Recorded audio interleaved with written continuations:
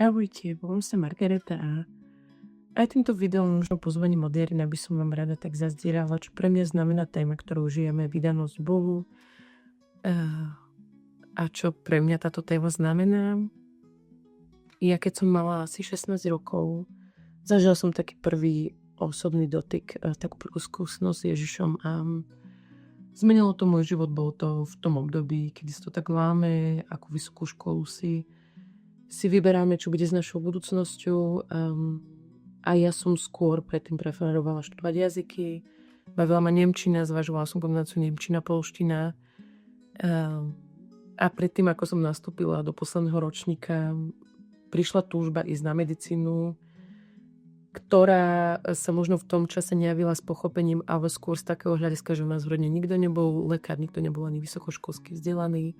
Takže v niečom to bolo dream big, ale fakt tak vo veľkom, že moji rodičia mali aj potrebu si ma posadiť a dať mi takú spätnú väzbu, že mi v tom štúdiu nevedia veľmi pomôcť, že s tým nemajú skúsenosť a tak ďalej, že ma podporia, ale že nech si to teda naozaj veľmi dobre premyslím. A ja som si to možno nepremyslela, ale tie prihlášky som si podala. Pamätám si však, že keď prišiel ten okamih, kedy som šla na príjmačky, bol vtedy prikazaný sviatok, deň predtým večer a na druhý deň som šla na príjmačky, bola som tam so svojou kamarátkou a jej sestrou a mne to vtedy ako keby došlo a tak som proste, bola som na omši v UPCčku a tak som tam Bohu ako keby hovorila v tej plnej veľkej stáble ľudí na omši, že Páne Bože, že ja sem budem chodiť, keď ma sem vezmú, že ja ti proste budem slúžiť, len nech ma vezmú. A vlastne ma teda vzali. Čiže v niečom to bolo v tej dobe také ako keby trochu prorocké pre mňa samú, že som bola na mieste, na ktorom som potom strávila celé svoje vysokoškolské štúdium v službe. No a potom prišiel prvý ročník a napriek tomu, že som do UPCčka chodila viac mne na omše, ma to štúdium medicíny pohltilo v tom duchu, že som cítila akoby veľkú zodpovednosť, že som si hovorila, že vlastne ani neviem, ako z nejakej milosti Božej som sa tam dostala a že teraz proste ja musím všetko pre to urobiť, aby som to dokončila, aby som to ako keby vrátila Bohu. A tak sa to nieslo asi rok a pol, kým mi v druhom ročníku, v zimnom semestri, nedomnal starý otec a my sme bývali so starými rodičmi, čiže to pre mňa znamenalo, ako keby bol to začiatok januára, zastaviť skúšky, riešiť pohreb a tak ďalej, smútiť.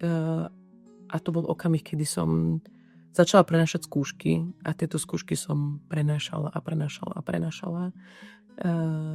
Až som neprišla do bodu v 3. ročníku v letnom semestri, že buď nejakú skúšku spravím, to, že to bola biochemia, alebo ma proste vyhodia zo školy. Nevedela som, čo so životom a šla som proste do Dolomitov na taký turistický pobyt.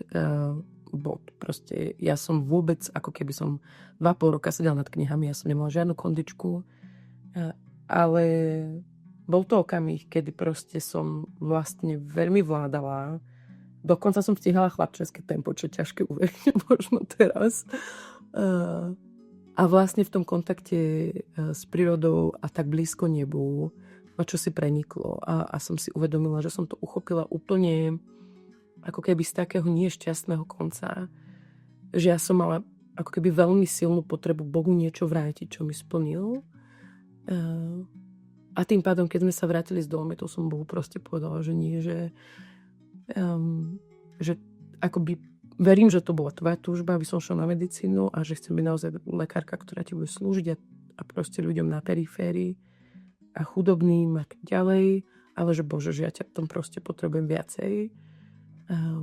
A mne sa vlastne podarilo za to leto dorobiť veľa veľkých skúšok, čo sa prenieslo len malé a vlastne v štvrtáku sa všetko dobehlo a bola som tajne, som bola predtým.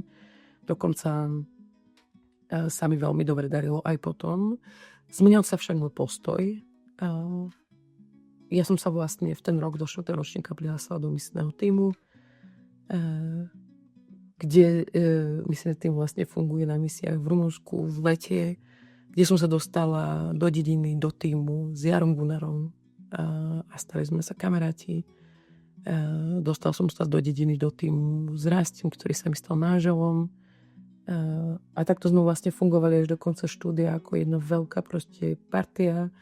Trúfam si povedať, že s dobrým zámerom, že proste slúžiť ľuďom na misiách slovenským, ktorí sú proste v Rumunsku, v dedinách. A mne vlastne ako keby táto jedna zmena zmenila úplne môj život a priniesla mi to, čo žijem teraz a ešte sa to násobí.